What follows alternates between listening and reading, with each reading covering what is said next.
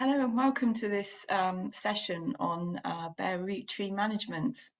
I hope you can all hear me okay. Thank you all for being here.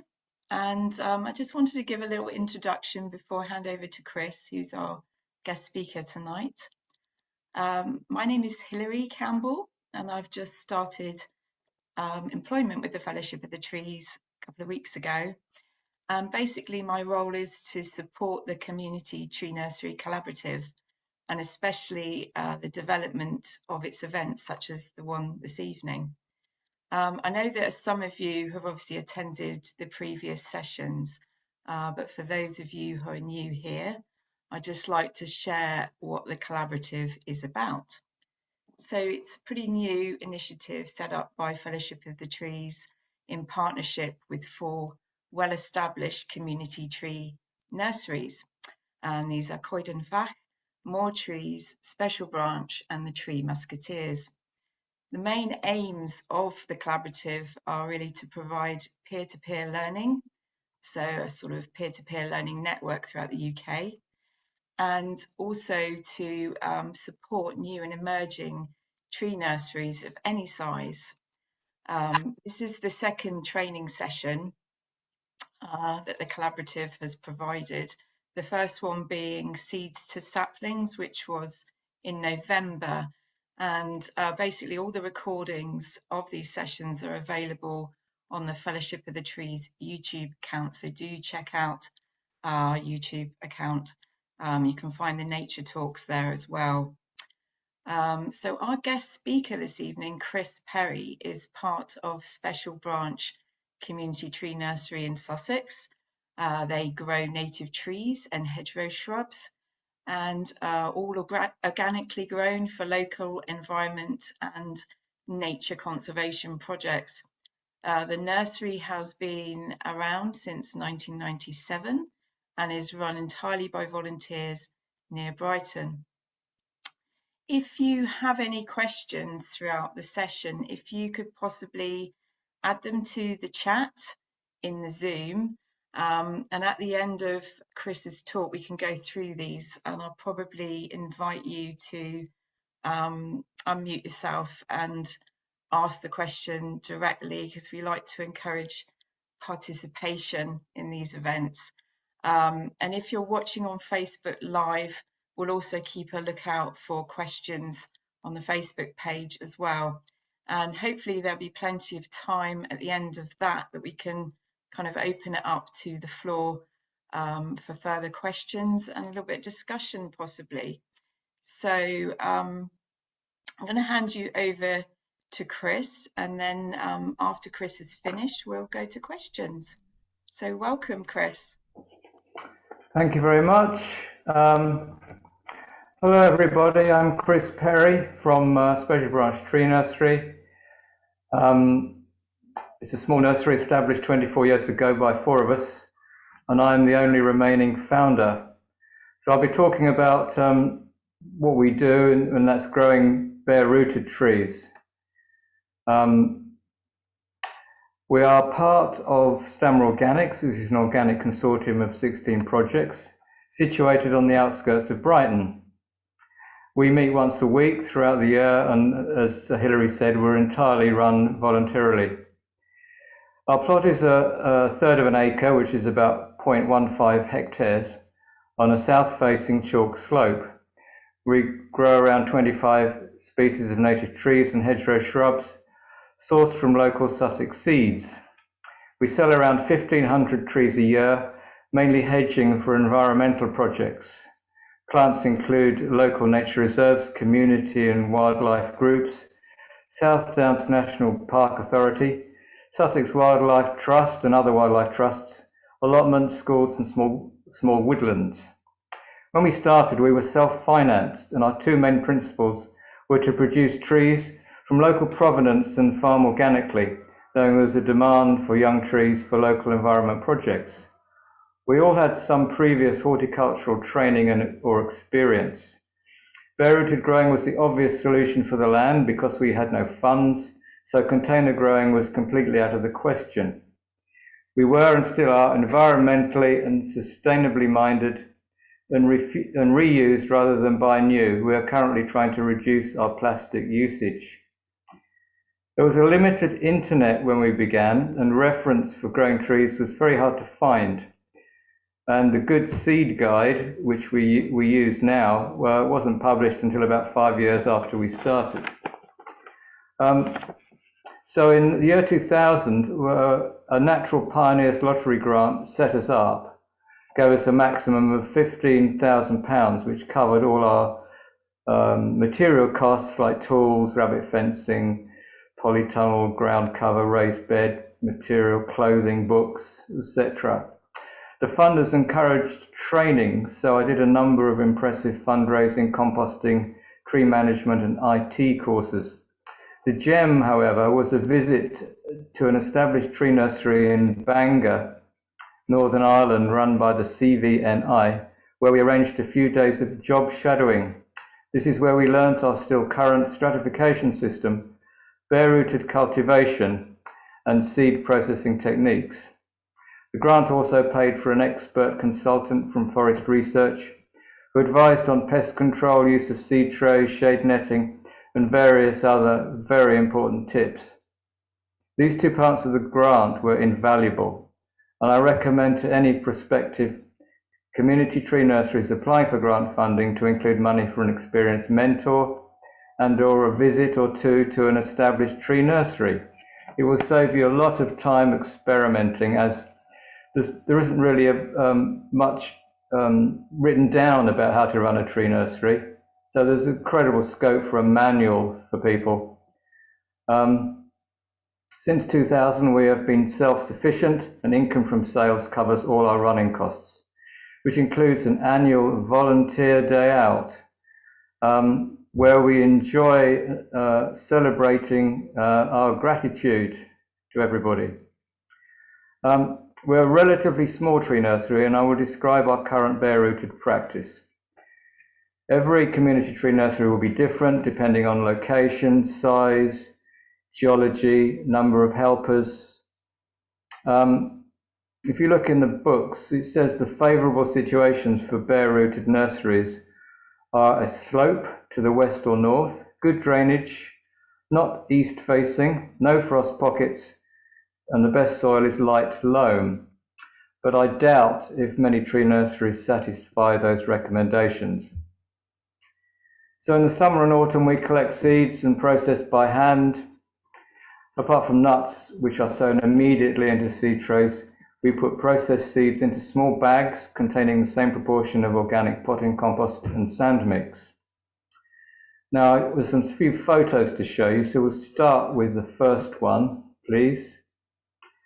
And these, what we call stratification bags, go into a large stratification box. So you can see in the foreground, there's on the left, there's one of our stratification boxes. And we need to go back, please. There we are, thanks. There's our stratification boxes, which we learnt from Northern Ireland. And the stratification bags, you see, we don't use plastic anymore. These bags were made out of Royal Mail bags, cut down and sewn up. We use jute bags now because these plastic bags have started fraying and sending nanoplastic to the Arctic. So in the background, we go to the next picture. You can see when the seeds have started sprouting in February, March from the stratification bags, we put them into these large, deep seed trays, which we accumulated from around an X recycling project in Brighton, various other places. Don't think we bought any new ones. They're covered with pest-proof wire netting, which is imperative. Because the mice will just destroy stuff. When we started, before we had the forest researcher, we used to grow directly into the open ground, and he just put his hand in and pulled out halves, hemispheres of seeds, and he said, well, the mice will just eat the whole lot on the first night. So we learnt that immediately. Our current tree growing area is about 750 square metres and consists of 7 large beds, which you can see in the next picture, for the 2-year-old plants and 4 long, narrow nursery beds. We avoid compaction because we try to transplant, weed and dig up trees without standing on the beds. Well, the beds are about 1 metre wide, so we can do that. So from May to June, the small plants in the seed trays, which are between 5 to 20 centimetres tall, are transplanted to our open 1 metre wide nursery beds, which you can see in the next picture.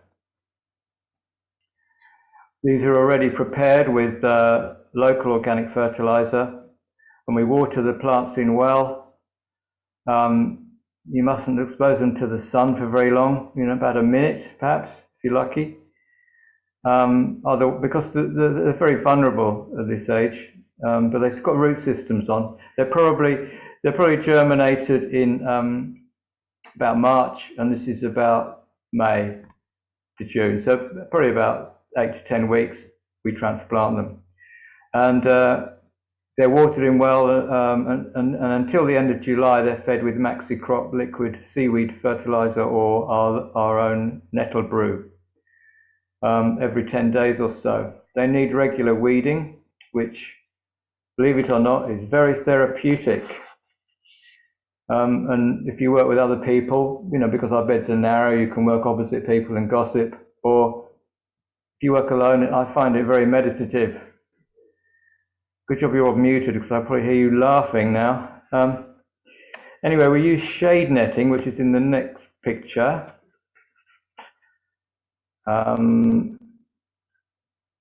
No, it's not actually. That's our nursery beds, and you can see towards the end of the summer, the plants are getting quite high. They can be taller than 40 centimetres. But the hoops you can see are part of the next picture, which shows the shade netting. Now, this is invaluable for the little plants, particularly in maybe June, July, for the sunny months. And it protects the seedlings from 50% from sun and wind. But wind can be just as damaging as direct sun. So we check the forecast a week ahead, remove and replace netting if necessary. So sometimes the netting might be on for 6 weeks at a time, and you can water through the netting. These plants are generally too small for selling during the first winter because our minimum size for selling is 40 centimetres.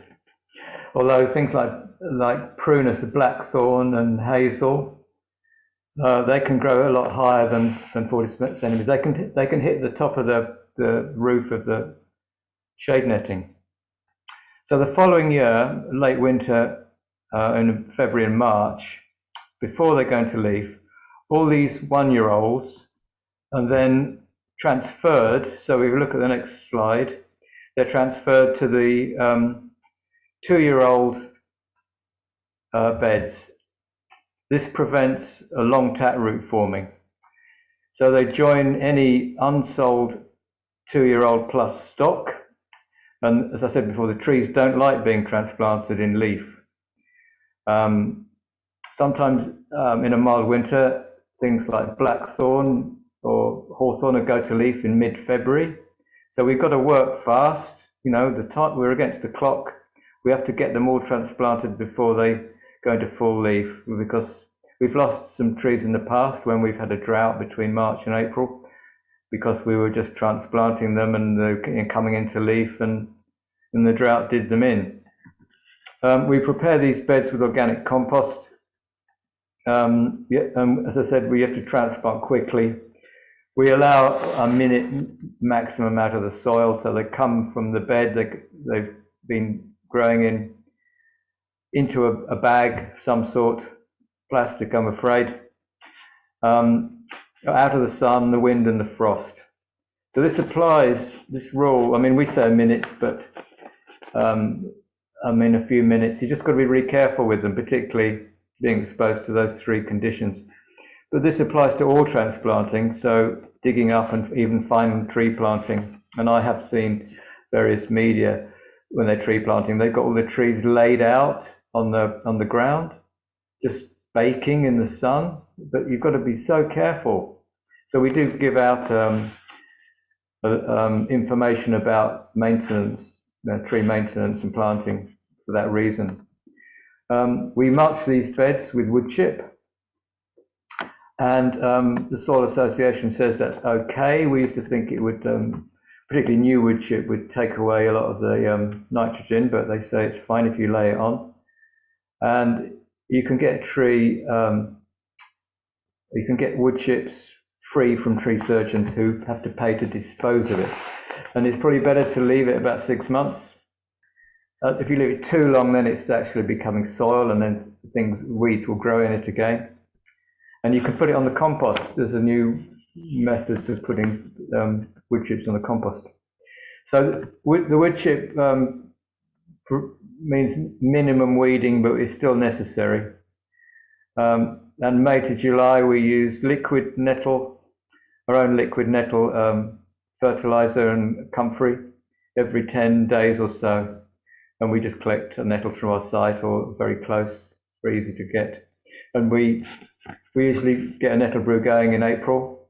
The nettles are young, and we leave it a month, and then they're ready to go. So then we have another brew in the end of May, maybe, to last us up to the end of July. You don't have to fertilize anything after beginning of August, because they're sort of preparing for winter by then. They've got buds nearly. We have used recommended family rotation for a number of years, which hopefully helps with disease prevention and soil health. So the three families are birch, beech and rose. So we rotate those. Birch includes hornbeam, hazel and alder. Beech includes chestnut and oak. And rose is the Prunus and sorbus species, so hawthorn, blackthorn, crab apple, I should say, cherry, plums, and of course dog rose, field rose, and the sorbus is the rowan and whitebeam that we grow. So there's other trees that are not in those families, they're just in their separate families, and they're like wild cards. They can go in between the three families. So that's field maple, spindle, wayfaring, guelder rose, buckthorns and dogwood. For the past few years, we've been made aware of global soil depletion and soil health, so we've introduced green manuring on any fallow beds, which can be up to a third of our beds. We've experimented with tares, alfalfa, field radish, mustard, phacelia and buckwheat. And I prefer phacelia and buckwheat because the stems are quite soft, and you can have two. You don't want to disturb the soil as much as you need to or can do. You don't want to dig it. So we can hoe those in. They've got soft stems. And the problem is with phacelia and buckwheat, you're meant to dig it in just before it flowers. And the insects love phacelia and buckwheat, particularly phacelia. We can get two crops, consecutive crops growing, in fact, in a year, in a summer. But we also grow phacelia outside the tree beds for the insects. We have special areas for those. The exceptions to bare rooted are yew, holly and Scots pine, which we have to grow in containers. If you go to any commercial tree nursery, those plants conifers mainly, are just in containers. We used to put them straight out into the open ground when we first started, and they all died. And we just use our own leaf mold for that. We collect leaves every year, and it takes a year to compost down to really good leaf mold. So in the winter, I think I've missed out a picture. Can we have the next picture, please, Alison? Got carried away. Oh, yeah, we are. It's all right. That's the yew and holly in containers, and we what we call plunge them. You can't just have the pots on the soil. They're either buried in soil in that bed, so the top of the pot is level with the top of the soil, or wood chips, because they need to be frost and sun scorching free. So winter was selling, so look at the next picture, please. And these are the 1.5-year-old and older trees which we're digging up. November to February, that's when you can dig up bare-rooted trees and plant them, because they're dormant. In fact, the leaves often stay on till the end of December nowadays, but they're fairly dormant in November by then. And the minimum size is 40 centimeters up to about 1.5 meters. And the best summer we had a few years ago, a lot of stuff grew to 1.5 meters in 1.5 years, which was amazing. And the reason for that, it was the most miserable and wettest summer we had. So they do like rain. We're on chalk, so so we can't water them enough. We continue to be sustainable. So I'll show you a picture of our water collection. So in the centre right, you can see the end of the black gutter, and we've foraged quite a lot of recycling bins, council bins, and on the other side of the Purging tunnel we've got 2 enormous galvanised bins, which are probably about 50 years old. Galvanised tanks, not bins. But we do run out sometimes, particularly in the midsummer, July maybe, and we have a hose source, but we don't use a lot, because we mulch. So being sustainable, we're trying to use less plastic and getting our clients to bring collection bags. We make our own compost, leaf mold, liquid fertilizer, and we also have wildlife areas. We have a hazel coppice, small hazel coppice, a couple of ponds, and we grow quite a lot of wildflowers. I grow them from seed as well, and we have a little orchard. So people question the advantage of bare-rooted as opposed to other methods, i.e. container grown. With bare-rooted, there's no container or soil costs, so a lot less plastic is used. The next picture, you will see the easy transport costs. So this is probably about 200 trees in there. Some of them are quite big, you can see, maybe 2.5 years old. And that'll fit in a boot and the back seats of a car. So there's 200 odd trees there. We use less water, and the time and the costs for using the water. We're trying to use less plastic. We'd like to be no plastic, but unfortunately biscuits come about 3 layers of plastic wrapped, which is a pain, to say the least. Well, I tried local grasshoppers with chocolate on, but that didn't really appeal to the volunteers, so they went back to their favourite palm oil flavoured chocolate digestives. There must be a solution to this for volunteers, I'm sure.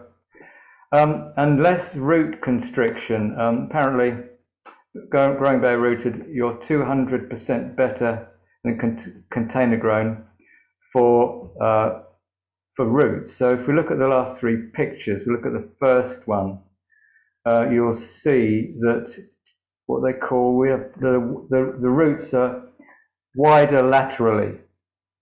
And this is Purging Buckthorn. We grow Purging and Alder Buckthorn, although Purging Buckthorn prefers alkali soil and Alder Buckthorn prefers acid soil. So there's no excuse for growing it all over the UK.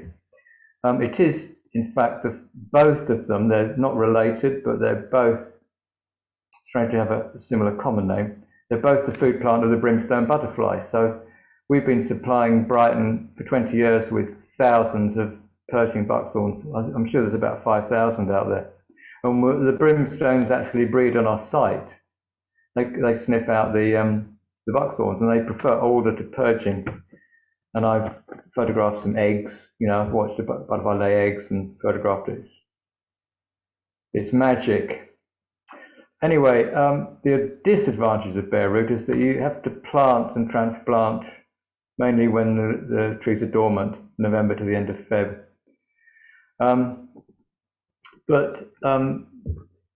If you look up advantage and disadvantage online, you'll find out that it's to do with the buyer, not the grower, but I've told you about the growing side of it. So that's the end of my little talk. I'm sure I've left lots of gaps for you to answer questions, to ask questions. I hope you answer some as well. And there's 2 other tree nurseries. Oh, sorry. I have a couple of slides here. Forgot. Sorry about that. This is a slide of 1.5-year-olds. So I think we've got what have we got there? We've got hazel, I think, on the left, and then looks like alder, crabapple, maybe rowan, and then the last 2 hawthorn and blackthorn. And that, I assure you, that is not a doll's house trowel there, or a giant one. It's a regular size one. So in the last slide, you'd be pleased to know, we've got slight comparison here. So on the far left, we've got a 6 to 8 month year old, so you know, germinates in this early spring oak. Next to it is a 1.5-year-old oak, and there's not much difference, but it depends from year to year. You know, sometimes they'll grow more exponentially than the other. And the plant underneath the trowel handle is a 6 to 8 month year old wayfaring tree, and the one to the right of it is a 1.5-year-old, and they particularly grow exponentially. It's just to give you an idea of the root systems. Okay, so that's the end of the slideshow and the end of my talk, but there's 2 other community tree nurseries on board from this tree collaborative. There's Adam from Moor Trees in Devon and Kate from Coedfac in near Swansea, and they both employ some container growing. So it's time to ask some questions, learn more about other methods, and also this is an ideal opportunity for you to contribute your own tree knowledge, because not much is written down, and I'd like to know and learn a lot more as well. So thank you very much. Thank you so much, Chris. That's wonderful, and lovely pictures too. So I'm just having a quick look at the chat here to go through a few questions. Mark Shipley, are you there? Mark? Yeah. What was my question? Yeah. Well, I can't remember what it was. What was the question? About why people buy from you. Yeah, I was intrigued whether wildlife trusts and people like that buy from you because of your price or because of your ethics and policy and practice. Because most of our trees are for hedgerows or filling in gaps in wildlife corridors. So that's the main reason they buy from us. But what? How are you competitive on price, or is it a local support thing? We're competitive on price, and we sell in small quantities. If you go to a commercial nursery, they have a minimum of 10 or 100, and I mean, they like our setup. We're organic, and the root systems are really good. Yeah, that's about it. We only sell about 1,500 a year. We can only produce about 1,500 a year on average over 20 years, which hasn't changed much. And if you go to, sometimes the South Downs National Park want 3,000 trees. So we appeal to the smaller groups who might want 500 for a project or 200 for a hedging project. So they're our main clients. Okay, all right. But your prices are competitive. Yeah. Because obviously you're not paying salaries, are you, and stuff? So yeah, okay. No, no. All right, thank you. Can you talk about the price? Can I? Yeah, most of them are about £1, between £1 and £2. With stakes and tubes, or just no, that's up to the clients to provide. We don't do that. We don't. It's up to the people who plant them, and we don't plant them. We just the clients come and collect them, and they have to organise all that. And it's getting tricky because they're trying to avoid plastic nowadays, and so you're going to have to pay even more. I mean, the cost of a plastic one is more than the cost of a tree in our case, and probably in other cases, but you know, it's going to be hard for the clients to want to pay double the price for a biodegradable guard. Yeah. Okay, Adam, did you want to add something to that? Could we unmute Adam Owen, please? My apologies, another schoolboy error. Just to reflect what Chris was saying with regards to community tree nurseries and pricing, we do have salaried staff. We price our trees at $125 a tree. Our trees are probably smaller than Chris's. We offer ours as a minimum 20 to 40, meaning between 20 and 40 centimeters high, which fits in with sort of minimum within the British nursery standards. And that can be more expensive than commercial tree nurseries. They may be offering a hawthorn for as low as 40 pence, 50 pence. They may be offering an oak 60 to 70 pence. But we sell and price ours based on we're local, very local provenance. Obviously a charity, and it's about community engagement, so there's added value there. But equally for us, we have to consider it's a numbers game. So like Chris, low volume, we're not producing 250,000, 1 million, 10 million trees. And so low volume does mean that, you know, actually cost per unit does increase. We don't include shelters and stakes in that. That comes at a cost to the purchaser. We're happy to buy them in on behalf of the client, but tree shelters are expensive. You know, a tree shelter and a stake, a 1.2 meter standard deer tree shelter, sort of tubex, and a stake will be around about £2. Well, it depends on the quantity that you're buying, but you know, about £2 a unit.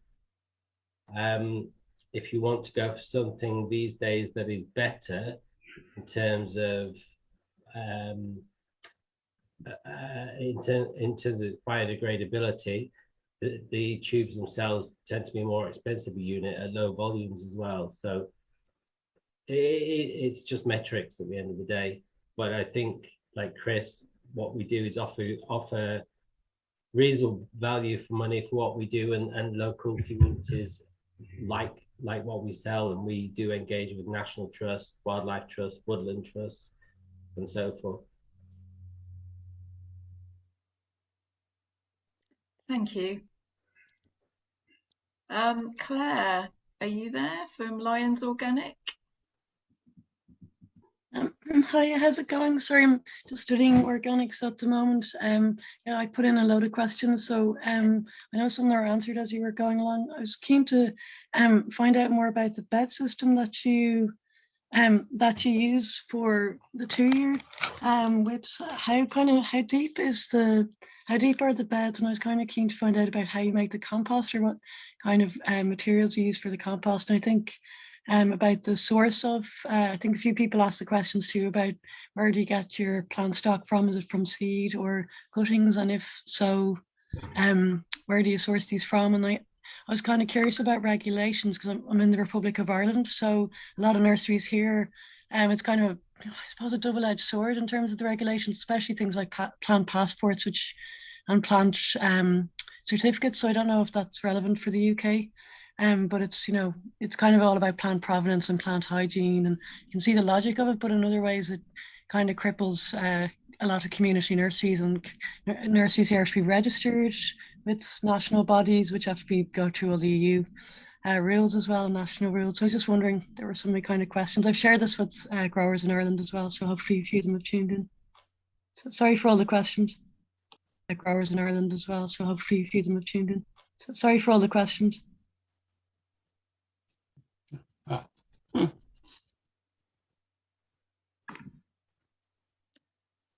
Anyone like to answer that question, those questions, Chris? Or we have Adam and Kate with us as well.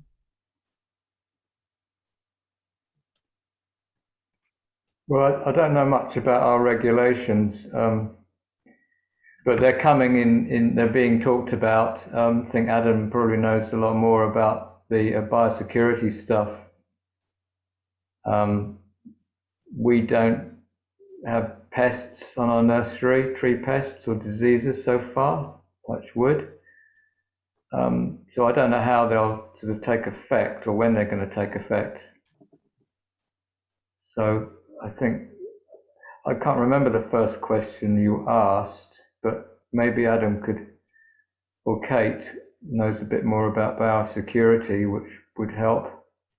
Well, we've been in touch with our DEFRA man. There's a Kevin Izzard is our DEFRA man for our region, and he sort of decided that we were too small in order to, sort of need all that. But we've started growing in a new site now where there's some Phytophthora. So he has said that he's going to do regular checkups on our beds, and just if there was anything spotted, he's specifically talking about Phytophthora ramorum, that he would then sort of maybe ask us to grow certain species somewhere off site. And I've actually got some beds as a sort of overflow site should that happen. But I just keep in regular touch with him, and he just pops in, and he's fine. He knows about us, and I've just kept it like that, really. That's fine. And I'm quite happy for him to check our beds, because the last thing we want to do if our stock gets infected is to start selling it. And but there's DEFRA representatives in all parts of the country. I think we're particularly lucky that ours is really approachable. But that's the route I've gone down. I was going to answer the previous question as well, about why people prefer buying. Another point that people prefer buying from a local tree nursery as well is sometimes when groups do planting over a few weeks, they might be using volunteers and such, and they don't want all their trees in one large amount. Now, any commercial nursery would charge a small fortune to have separate deliveries, and then you have to store the trees. What I will do is, I've got healing in trenches there, and have the trees so that they can have them in sort of smaller batches from me for planting. So in a way, I'm a sort of bit of a storage facility, keeping, those trees stored until they're planted, which, a commercial nursery would never, ever, sort of think of that. And, especially if it's community planting, I like to think I'm involved in it. And I can sort of work with these groups again. We have a lot of volunteers at site who are all learning about the trees as well, and they chat, and also people ask for advice about tree planting, which if you go to some of the large organizations, you don't get that advice. So those are a couple of the benefits of the smaller community tree nursery. Sorry, I've answered two questions in that one, but yes. Great, thank you. Claire, are you still there? Yeah, sorry, I don't. I suppose I had the same question as a few other people, so that was. And apologies if you answered it already. The internet here is a bit patchy. Where do you source your? Do you kind of grow mostly from cuttings or seed? And if so, where would you be sourcing your seed stock from? And is there any? That was one of my other questions. I think I had a question about your green manures as well. I had loads of questions. Yeah, that was asked by a few other people, so I thought that would be, if that's okay, give you the chance to answer. Thanks. Well, I've just looked at your chat questions, and regarding the manure, the green manure, we just put them we sow them in the empty beds, sort of early, about springtime, so that they've been emptied because we've sold the trees from those beds, or we've moved them on, we've moved them in rotation. So we'll find whole empty beds and we'll just sow the green manure in the spring, and we try not to let them go to flower, but they're rather beautiful in flower. And as I say, we grow Phacelia outside the beds for the insects, which is highly recommended. And you can save the seed of Phacelia as well. You asked about organic compost we use in the 2-year-old beds. We get it locally from a company called KPS, and it's called Agri-Compost, and it's Soil Association registered. And it's fine, it's black, and it's quite hot still when we get it. And I think it's fine, it works. We'd like to make our own compost, but we haven't really got the volunteer power, I suppose. We get about 6 or 7 volunteers a week, and we need about double that probably to do all that. And a trailer to go and get some horse manure, but then we've got to deal with the Soil Association, because most horse stable manure isn't organic. It's got antibiotics in and all sorts of things. And you have to find out what the actual bedding was in the first place. So shredded paper is not allowed because it's got a print on it. Anyway, that's the complicated side of it. The depth of our beds, our raised beds, is about 20 to 25 centimetres. Spacings we use between the 2-year-old beds, because they're about 6 metres by 6 metres. We have 2 paths within those beds. They're about 1 metre apart, and it's about 1 metre apart so you can work with someone opposite you, or you don't have to. You can lean in 50 centimetres and weed or transplant without treading on the soil. So that's why they're 1 metre apart. And density of planting, well, you just look at the root systems and try and give a plant enough. It's a bit intuitive. You have to give a plant enough space to grow, but compact enough that when they're growing up, particularly 2-year-olds, they have leaves on and they'll inhibit the weeds. And some volunteers think you have to put 9 in a row or something. And I say, well, it depends on the size of the plant. It's all different sizes. So yeah, sometimes it's difficult to explain to people, but you've seen some of our pictures. Maybe you can look at the video again, and I'm sure you can, and give you an idea of the planting. Come and visit. That's the best thing. We went to Northern Ireland to the tree nursery. I think it's still there. It was the conservation volunteers in Northern Ireland, but they don't exist anymore. It's TCV, isn't it? TCV. And they're still running. It's a Clandy estate near Bangor. It's a great place. It was 10 years old 20 years ago, and it just inspired us, and we used all their techniques, and I'd like to learn more techniques. And where do we source our seed? We just source them from local nature reserves mainly, but we still have to get a Soil Association dispensation for all our seeds, because the Soil Association local nature reserves aren't registered by the Soil Association, which is ironic, but they don't want to bother. I mean, it costs money to join the Soil Association. And we don't use cuttings. We've got willow. We grow willow to give away as cuttings, but a cutting is a clone, and it's not so good for the gene pool, biodiversity. I hope that answers most of your stuff, Claire. Thanks for asking anyway. Thanks so much, Sarah. That was a lot of questions. I'd love to come and visit when I have to sort out my passport. Ironically, talking of passports, but I'd definitely love to come and visit, and I'll have to check out the place in Bangor as well.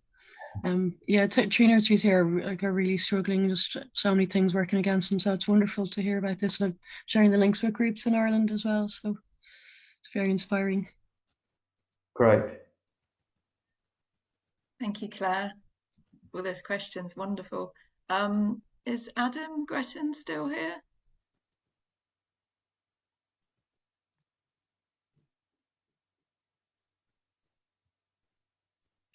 Adam was asking if you take donations of saplings from people, but I'm assuming that's a no. Could we hear the answer, please? I'm interested in that. Yes, yeah, Chris. We need to know where it's come from, because we're local provenance, and we don't know. You know, we need to know what tree it came from, actually, to be safe. Because there's quite a lot of new planting in Brighton, and it might be 20 years old, but the trees came from Scotland. I know the council used to get their trees from Scotland via, I think the plants came from Scotland, but the trees might have come from Northern Europe somewhere, Eastern Europe. So it might look a nice, healthy English tree, but we need to know exactly where it comes from. Thank you. Thank you. Sally from Cahelland Trust. Have a question? Hi there. I'm a bit like everyone else. I can't remember what I was typing frantically, thinking, oh, can you do this? Can you do that? Particularly, can you just repeat your tree families thing? Because that was really useful, and I'd quite like to have that in my head right now, if that's possible. You mentioned the different families, and I scribbled a few down, but missed a few. My other question was covered by Claire's, because it was about seed and cuttings. And I think, yeah, did I ask? Oh, I just said you need a voluntary baker. Oh, yes, Sally. I saw your question. I was going to find out if you know of any. I've got friends in Brighton. I'll have to let them know. Yeah, that's ideal. I was thinking of that, and then we can cater for all the vegans and the gluten-frees, and you know, give up the grasshoppers. I like grasshoppers. I don't see why we should eat them for tea break. Oh. Yeah, get in touch. Thanks. Will do. And then yeah, so the tree. Oh yeah. Have you got a pen and paper? You got a tape recorder there. Yeah. Birch Family is birch, hornbeam, hazel, and alder. Okay. The beech family is beech, chestnut, and oak. Okay. And the rose family is prunus, which is hawthorn, blackthorn, crabapple, cherry. That's wild cherry, and if you want to go continental, cherry plums. Yeah. And plums. And damsons and yeah. Yeah, and like bullace and wild plums. And rose, stock rose, field rose, and then any sorbus, which would be rowan, white beams. You know where I don't know where you are, but well, we're Cornwall, so yeah, I don't like Cornwall that much, but we do try. Still. You probably get some rare white beams down there that no one's ever seen.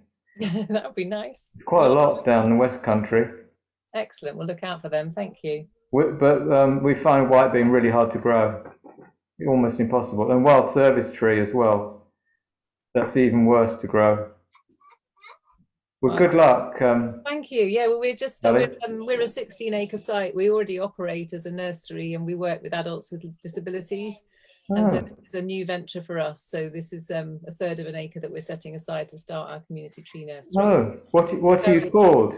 We're Cahelland Trust, and we house the National Dahlia collection, and we've got quite intensive horticultural sections, but we grow all our veg organically, but without certification. So we do get manure in and do other things that wouldn't be approved by the organic certification, but we try to be as organic and no dig as we can. So we've been no dig for about 3 years, but our main priority is care. So everything we do in horticulture is on the back of the care that we provide.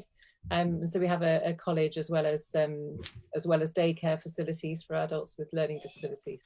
So it's a joyous place to work. I love it, and we're really, really lucky to have the opportunity to start growing trees. We've been doing a wildflower project for the last 2 years, so that was another one of my absolute dreams, was to start growing wildflowers from local provenance seed. So we're doing that now, which is fabulous. And this is the icing on the cake now to start the trees. Your talk's been inspiring. Thank you. Oh, well, good luck. Thank you. I think your project's inspiring as well. Fingers crossed. That's wonderful, Sally. It just sounds fantastic. Keep us posted how you get on, please. Okay, Emily Hutchinson, you had a question. Hi, yes, I think it was answered, but I've got another question. I'm just wondering if you've got any perennial weeds that you find extremely difficult and how you get rid of them. We've got horsetail on our site, and I'm wondering if it's actually like just impossible to sell trees if you've got horsetail, because the roots getting absolutely everywhere.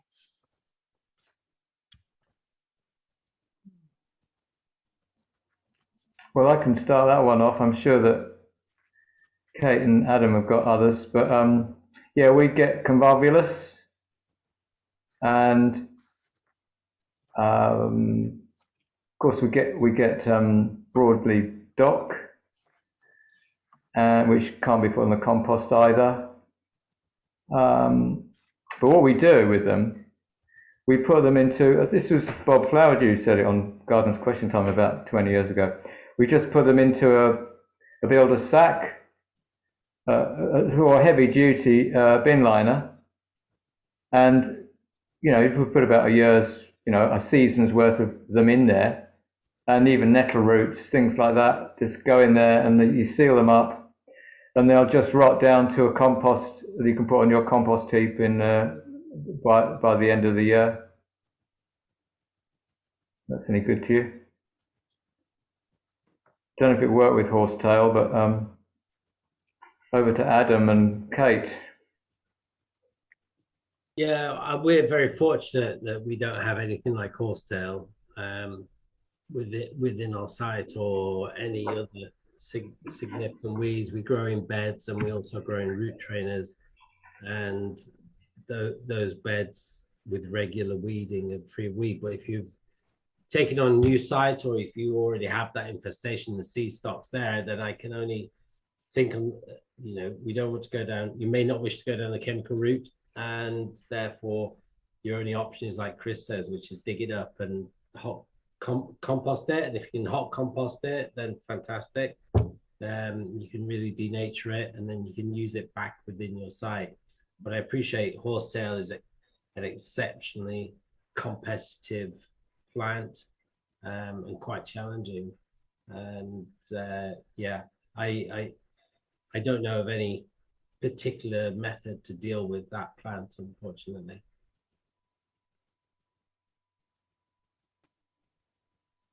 And thank you. Thank you, Emily.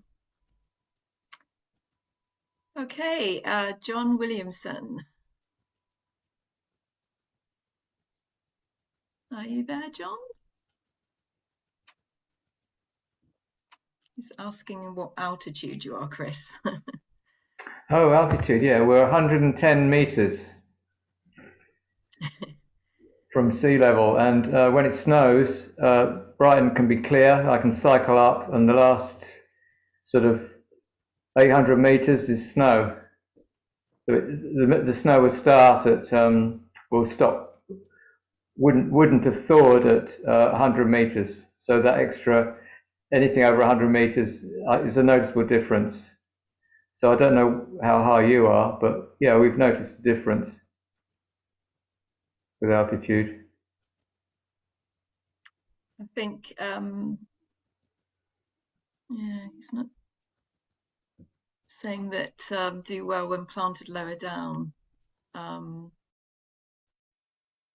mean, we grow at about 100 meters on average across both our sites, but our seed is coming from that level, slightly lower, but also much higher. like 200 meters, and we find that the trees that we grow, once they go back out, don't suffer. So I think this, you know, for us, between sort of 50 meters, because we're very close to the coast on Devon, you know, where we're collecting tree seed, 50 meters up to 250, 300, where we collect tree seed as well. 300 would be an extreme, probably 250. Anything we grow, once it goes back out, it seems to do fine. And that's all I can offer. Please, can I offer a contribution? Hello. Yes, go ahead. Michael Dower from Beminster in Dorset, retired, running a local eco group with, by our local, very local standards, an ambitious tree planting campaign of about between 1,000 and 1,500 trees a year, but a very different setup. And I just wanted to share it and share my sense of the national pattern that it fits within.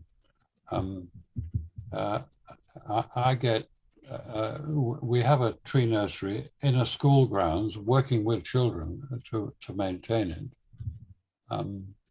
We grow trees on from nuts, not from seeds. I'm not expert enough. We grow them on from nuts.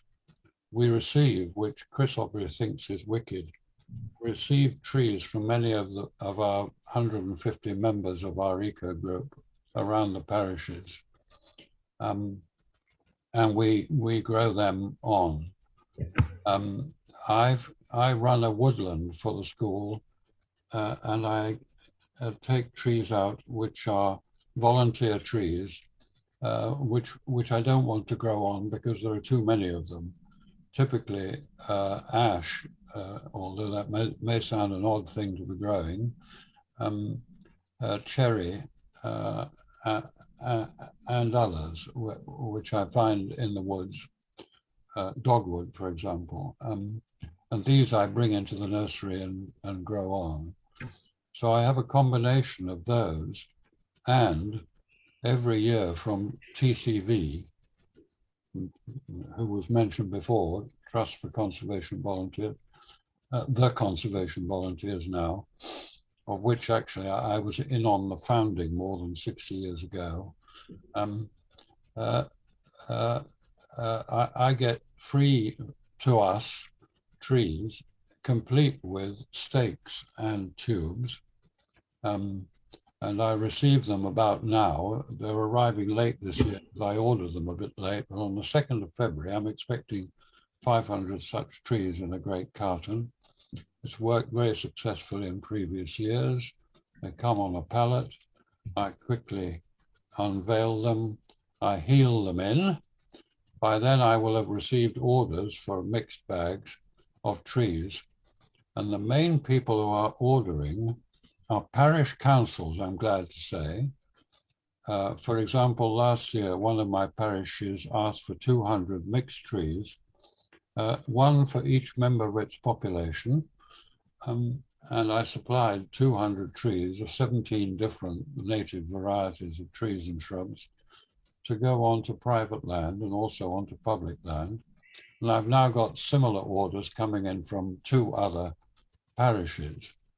I get orders from smallholders and from people for their gardens. And that is all on a very local scale. I charge £1 a tree or 50p for a shrub in order to cover our costs, which are actually rather less than that. So we're in the money temporarily. But the crucial thing is that we don't grow them all ourselves. We're different in that respect, and you may say irresponsibly so. But I wanted to share the most recent experience with you in order to put this into perspective. 6 weeks ago, I was asked by a local farmer who has gained a countryside stewardship capital grant to plant 300 meters of hedge. And with that, he has purchased 1,500 trees from a commercial supplier, and he asked us to come and plant them. And my volunteers were quite keen. I've got volunteers who live for planting, not for growing. So we went along, 18 of us, and we planted 1,500 trees in about 5 hours on a bloody cold day. And he was pleased and I was pleased, partly because his wife gave us fish and chips for lunch in the middle of the 5 hours. But I also did it because I knew that he was part of a big farming cousinage, and I thought the word would get round. And within 2 days of us doing that, another farmer came to me and said, would you come and plant 900 trees for me in a 154-meter hedge? And I said, steady on.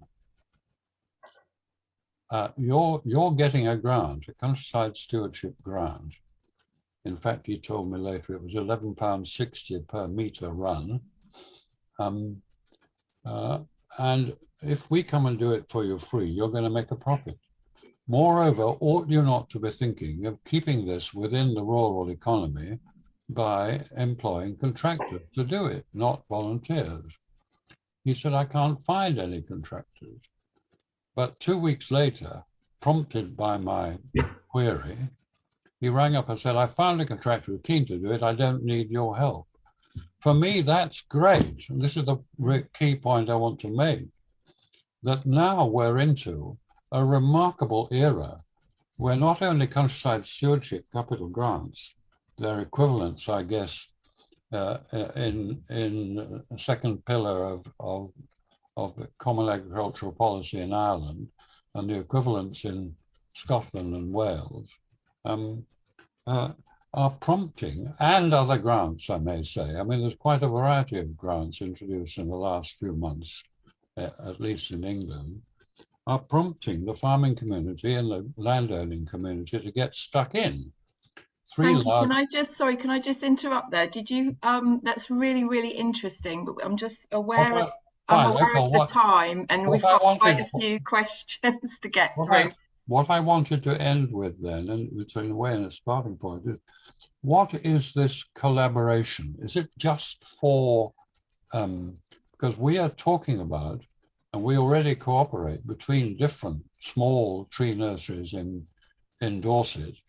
Are you offering collaboration in a wider sense among tree nurseries generally? And if so, what form does it take? Forgive my monologue. Thank you.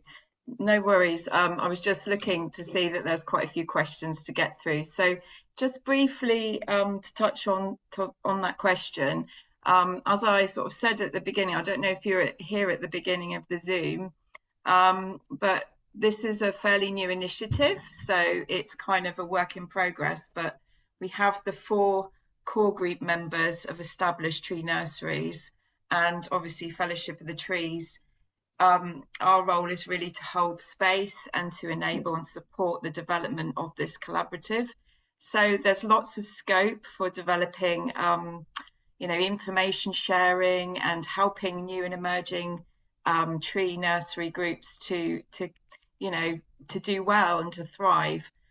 So it can be whatever the members of the collaborative need it to be, really, within reason. So we have a private Facebook page. I don't know if you're on Facebook. And we also will be keeping members of the collaborative who sign up to become a member, which is free, up to date with email alerts and so on. So yeah, there's lots of scope for more sessions like this. Also, you might be interested that there's an open space session in February, which is basically a sort of open forum for, to share stories like you were just sharing, and, to have further dialogue.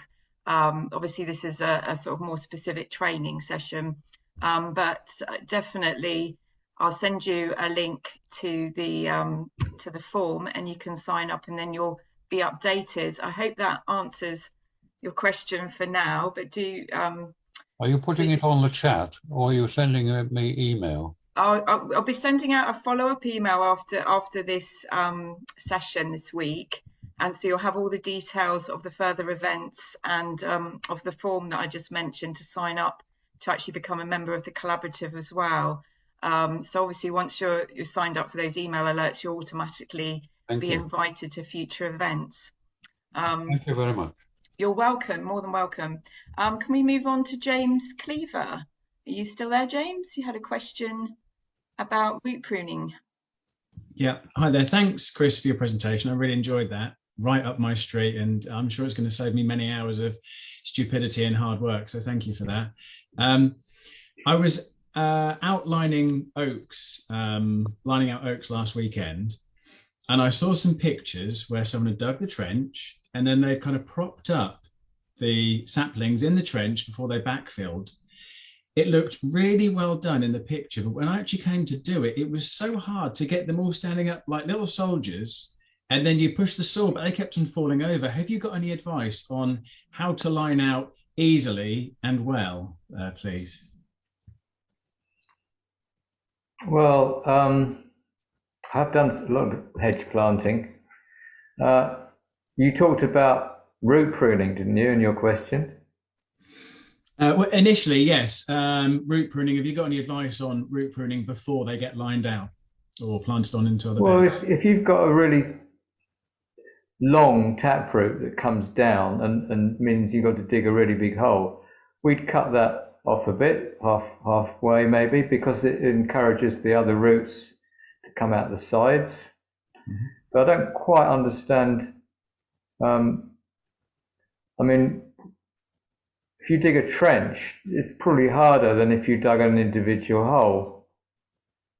If you dug an individual hole, you'd be able to make it stand upright because you could put the soil in from all sides and hold the plant upright first. Okay, so that's what you do. You put them in individually. So you dig a hole, put the sapling in, and then backfill around them individually? I would, yeah, but if you're planting 1,000 at a time, I mean, when they tree plant in Canada, you've got to plant about 2 a second. You have a rucksack of whips, and they've got very small roots. They haven't got big roots. They've got little tiny roots sort of like this. And you plant 1 a second, and you lose 25% or more. It's all calculated in anyway. So it depends. Yeah. Maybe were you in a hurry to do it or something? Was there a deadline? Sounds as though you didn't have much time. No, not at all. It was more a case of I'd not done lining out before. It was the first time I did it. And I looked, there's a Scottish tree nursery network, which someone's put a link to on there on Facebook. And I saw a picture of how someone had lined out, and they dug a trench and then propped up the trees at the right spacing. Mm. But then I didn't know what they did next. So I tried that, but it seemed really hard. So in the end, what I did is I loosened the soil without turning it. Then I put in individual holes and put them in individually, like you've just described. Mm. So James, sorry to interrupt, but you're talking about lining out in a tree nursery after a transplant movement. You're not talking about planting, are you? No, not final planting. This is lining out after the first year of growth. So this is the first winter, yes. So I would definitely agree with Chris, where that is, you lift the tree, you root prune, we take a third off all round, individual hole, trowel, tree in, fill back in, just like a pot plant. Okay. Now, after a year's growth, I don't know what you're growing in, but I would not expect root growth to be, ginormous in that respect. I don't know how Chris and Kate think, but after, any species after a year's growth is, once you've root pruned it, it's relatively minimal, not much greater than a fist. So it wasn't so much, I suppose, width of root ball. The oaks, maybe I planted the acorns too deep in the first year. I probably put them in the bottom of a trench, which was 2 to 3 inches deep, but the actual roots were getting on for about a foot deep. But what if that's is that your tap root or like everything? Tap root, yeah, tap root. Okay, yeah. So what's the other roots doing at that point? There's not that many lateral roots, to be honest. It's mainly just a tap root. So Again, I'll look to Chris and Kate for their experiences, but for us, we take a third off straight away, bang. And that then starts to promote the more fibrous roots. Yeah, thank you. But a foot's huge. I mean, that's enormous. What's your complaint, that they weren't sort of they were a little bit wonky when you were putting them in? You sort of you made some reference that they weren't. It was more to do with technique, really. But as Chris and Adam have just said, they do it individually rather than doing it in a line process, which is helpful and kind of confirms what I experimented with last weekend. Okay, you know, sometimes they're not exactly at a 90-degree angle, but that doesn't seem to matter, as you know, as there can be some sort of waiver with degree. They're not, you know, it's like they're never 90 degrees, but they'll always right themselves because they want to grow up. Yes. And such. So I wouldn't worry about you know, getting a protractor out or anything like that. Okay. But just make sure the soil is firm down around that root so that all of the roots are in contact with the soil.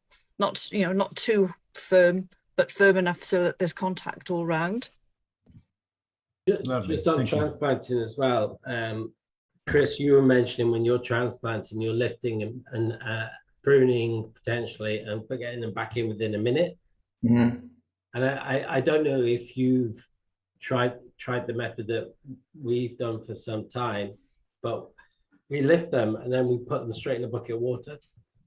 So we will lift 50, 100, depending on the size of them, basically fill a bucket up of trees, and they're all in water. So the roots are drying out, and then we'll go and put them all back in and lifting them out of that bucket so that we don't have that A to B so quickly. And we found doing that, we've not suffered losses. So just a different method. Yeah, we used to do that in the past, and I thought they got a bit traumatized, you know, doing it in February. It's cold, very cold water, but probably colder than the ground. But I just like the idea of there might be a bit of mycorrhizome on the soil. True. So we shake them a bit, and it seems to have worked. But I think your point is very valid, and that's what we used to do. And depends who's running the transplanting at the time. But going back to the question, I can now visualize it, and you know, our beds are only a metre apart, so we can be either side. And you dig a trench with a trowel, because we're not talking about spades here. Trowel's enough, and you make a big ridge of soil. So you've got a trench with a big ridge of soil to one side. You put the plants in. And if they've got really big roots, like Adam said, you cut them off by a third, so they're not springing out of the ground. And you hold the plant with one hand, and then with the other hand, you push the ridge of soil around the plant, and then you firm it in with both hands. You don't need the tools. You do it with your hands. Lovely. Thank you for that. That's really helpful. Can I just butt in on this question? Hello, can you hear me? Yes. Yeah. I think what James is talking about when you're lining out is a lining out board. And I've got a photo of one here. I've not used one myself, but in large field grown nurseries, you have a board and you can space the bare root trees out a few inches apart, and you clamp them in and you put them in the trench, and then you can backfill the trench and you can make your own lining out board. It's not necessary if you only want to do a couple of hundred trees, but if you want to do a few thousand or 10,000, it saves you a lot of time, and they're worth having. But I'll try, if there's a way I can post a link to this picture, I would do it, but I can't post a photo in the chat, can I? Does that make sense, what I'm saying, James? I'd love to see that, Andy. I'd love to see that, actually. That'd be really interesting. Yeah. Could you put it on the Facebook page? If you just Google tree lining out board, there's pictures of some guys doing it in about 1940 by the looks of it. I knew what they were doing then. But the same technique still applies. I mean, presumably it's mechanized now in the big nurseries, but...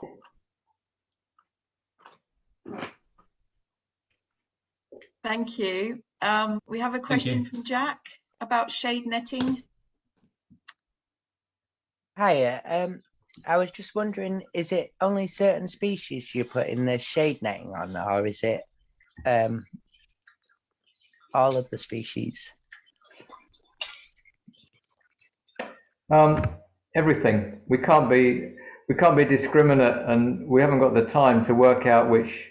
We plant the trees into the nursery beds as they're getting more mature. So the tallest trees get planted first, the blackthorns and the prunus, and then crabapple comes later. And we just plant them out between May and June when they're ready to go. When we think they've got enough mature root underneath that they'll, and when the secondary leaves have come, and even the tertiary leaves. So we can't discriminate where the shading is going. It goes on everything because they're vulnerable plants. There's no point in. I don't think any plants would prefer to be scorched or windblown. None of them would be. So it's for all of them. Right. Because we've recently we started a tree nursery the year before last, and we haven't been using any shade netting. But we haven't had any problems, but we have had certain beds that haven't grown, but we weren't sure the reasons why they haven't grown. But yeah, most of the trees have done brilliantly. And I just wondered as well, how deep are you doing your sawdust chippings? Because we haven't been doing that, but we've literally been weeding constantly every week. And we just recently started putting putting newspaper around them to try and stop the weeds. But obviously wood chipping sounds a lot better. Yeah. And is there any kind of wood chippings that you wouldn't use? Well, we put about 2 centimeters ish of wood chips on. No shallower than that. And we don't know where the wood chip comes from. We don't know what it is. Right. Probably best not to use a load of Christmas trees. Yeah. We found, interesting enough, for quite some time actually, we used newspaper as a mulch. And then we did some soil testing, and we found that the soil below the newspaper was actually much less nutrient rich than the soils where we hadn't used newspaper, and the newspaper was forming a cap, and it was actually not allowing as much moisture, natural moisture, rain or watering, to get into the bed. And equally, any organic matter that was put on the newspaper was causing it not to then get taken into the soil by those organisms that would normally take it into the soil. So we found newspaper through soil testing to be very negative as a mulch. Works great to stop weeds, which is why we started to do it and continue to do it for quite a long time. But when we actually looked at the soil condition of the bed below the newspaper, we found it to be in much poorer condition in those beds where we hadn't used it. I don't know if anyone else has had a similar scenario, but we now don't newspaper mulch. I think shredded paper mixed with good compost or with as you say, a wood chip medium, that kind of thing would be different. But layering paper, we're not doing it anymore. What about cardboard? Ditto. Great. And we were also sorry.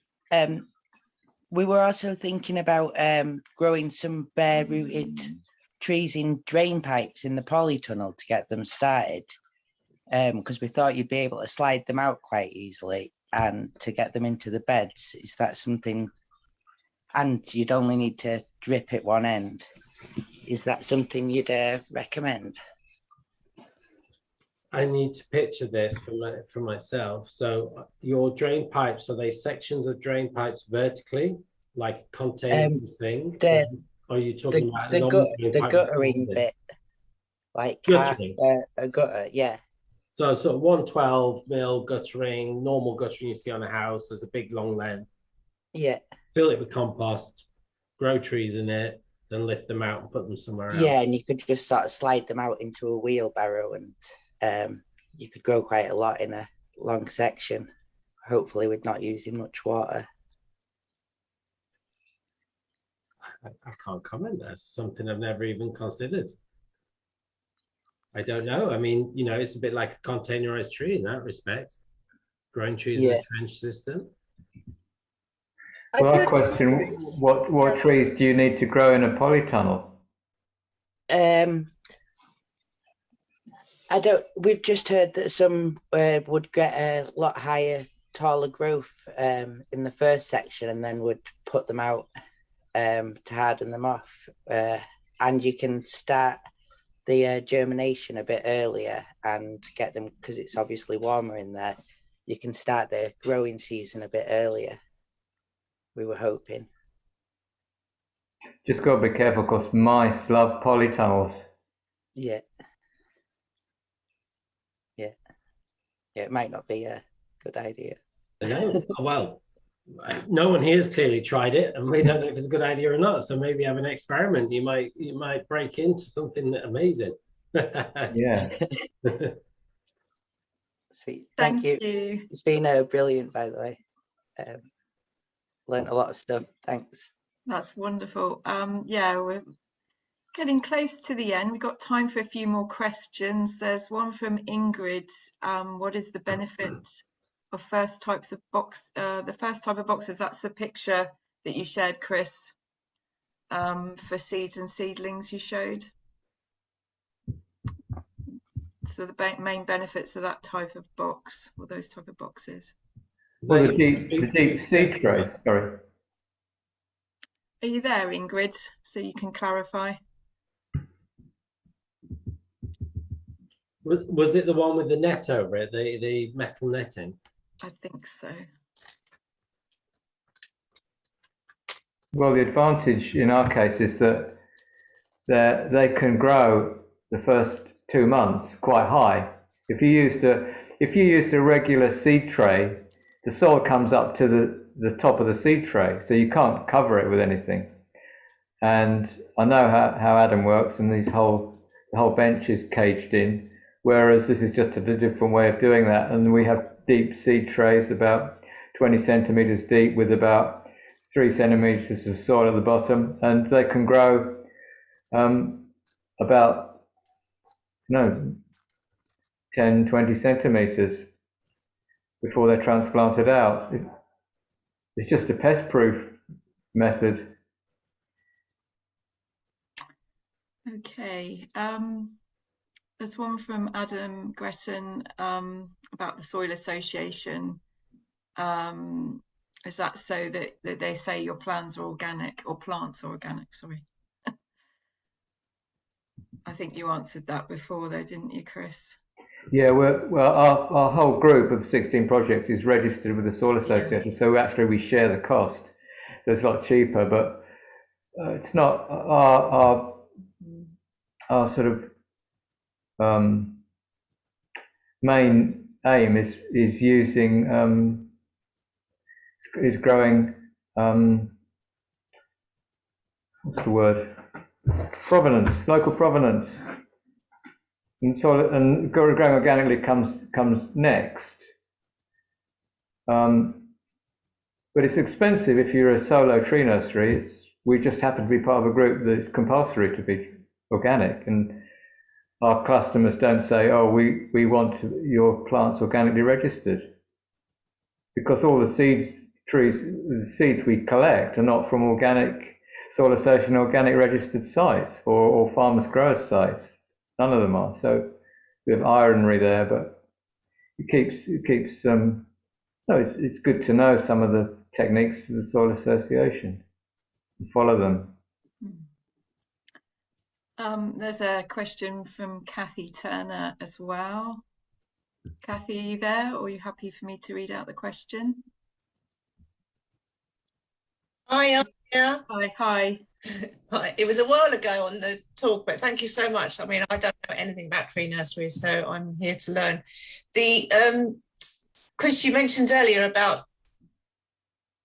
sourcing or getting your stuff from locally, from local trees, and you mentioned that some of the trees have been there a while. How do you actually know that they were genuinely local trees?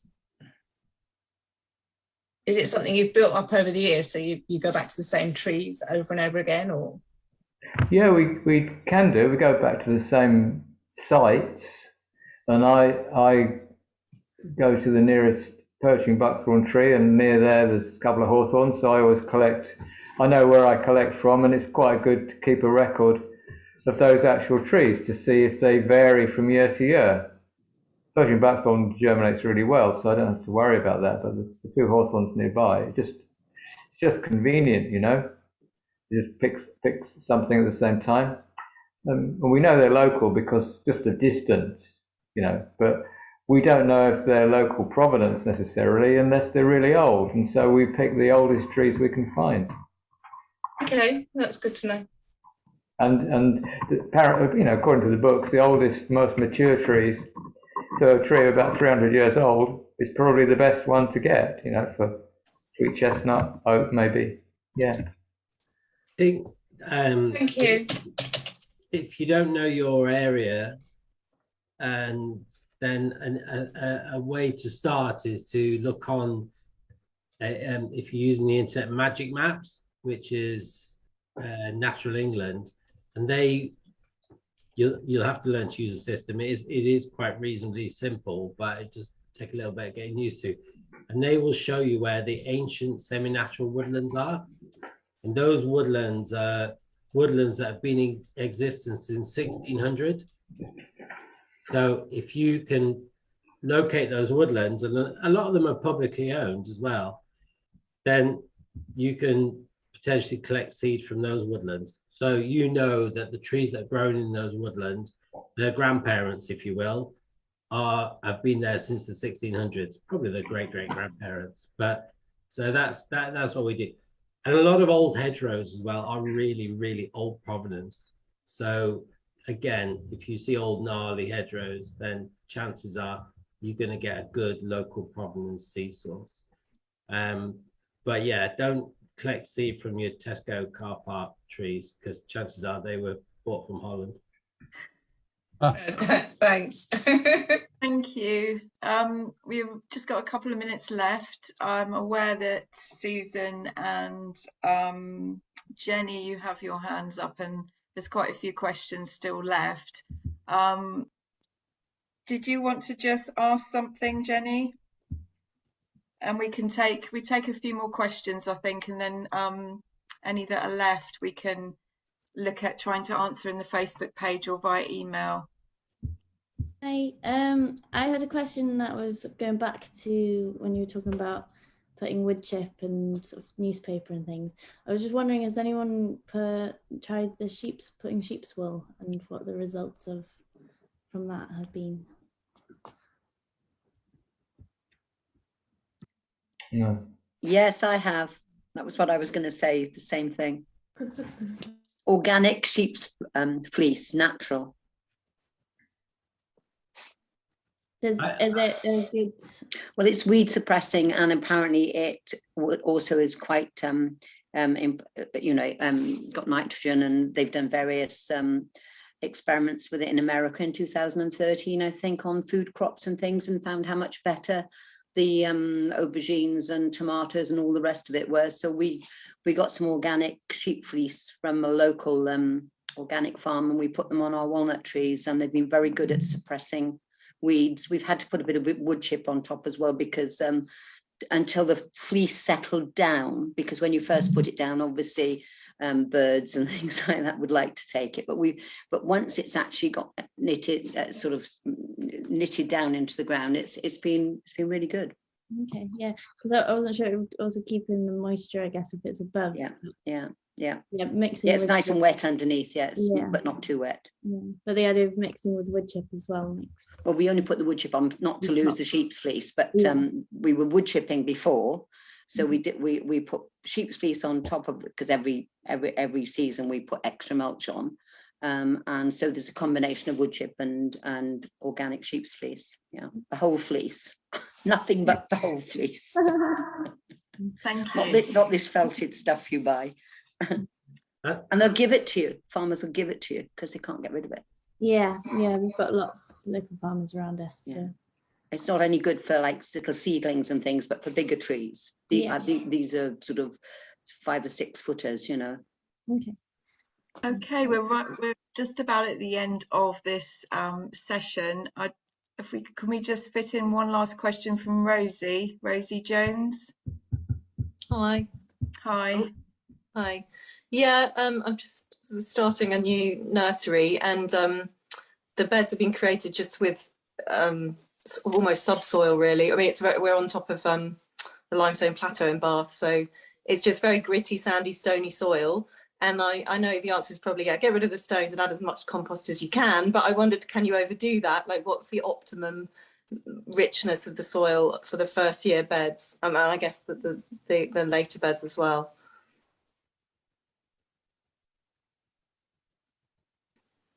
Anyone like to answer that?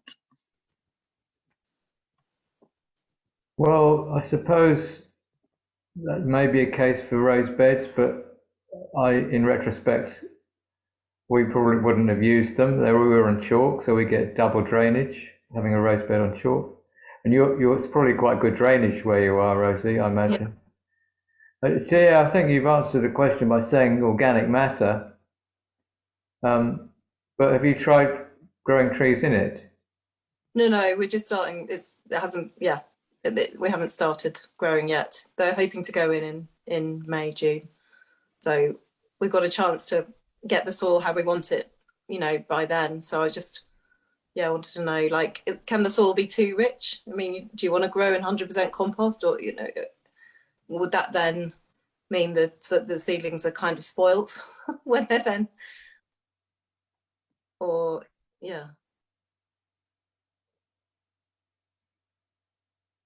Chris, Kate's trying to say something. Yeah, Kate's chatting. You're on mute, Kate. Yep. Yeah, you don't want it too rich, because you want those tree roots to go branching out looking for nutrients. And if they're quite happy in their little hole with all they need, they're not going to do that. What you can have a look around, and if you've got trees around you which are sort of throwing off seedlings of their own, you can, that's always a good sign that the soil, will accommodate seedlings if it does it naturally around and there's trees growing. So you always look around you and see, what's happening naturally, and it'll give you a clue as to what you can actually do there. Okay. Yeah. I mean, yes. Yeah. A little bit of feed is good, just to give it that oomph. But no, don't spoil them. Okay. And what about stones at that stage? It is very stony up there. Are they a problem when you're growing bare root? You don't want loads of stones, in terms of moving seedlings and things. Do we need to sieve the soil? For little seedlings, yes. Yeah, that's what I thought. Okay, that's great. Thanks. Thank you so much. I think we could go on for another hour. I'm sorry that we didn't get through all the questions, but thank you ever so much, all of you who we did get through questions, and thank you to our wonderful panel, Chris, Adam and Kate. And just before we leave, I'd just like to point out that there will be an open space session in February, on February the 15th, which you'll all receive an invite to. It'd be lovely to have you along to carry on discussion and questions. And as I say, I'll be sending a follow-up email with all different links and information that could be useful, and we'll hopefully go through some of the questions that we missed as well and see if we can work out a way of dealing with those. And if you're not already a member of the private Facebook group, please do join, and you can always ask these sorts of questions on that page as well. Okay, so I'd just like to say thank you again, Chris, for a wonderful talk, and thank you all for coming.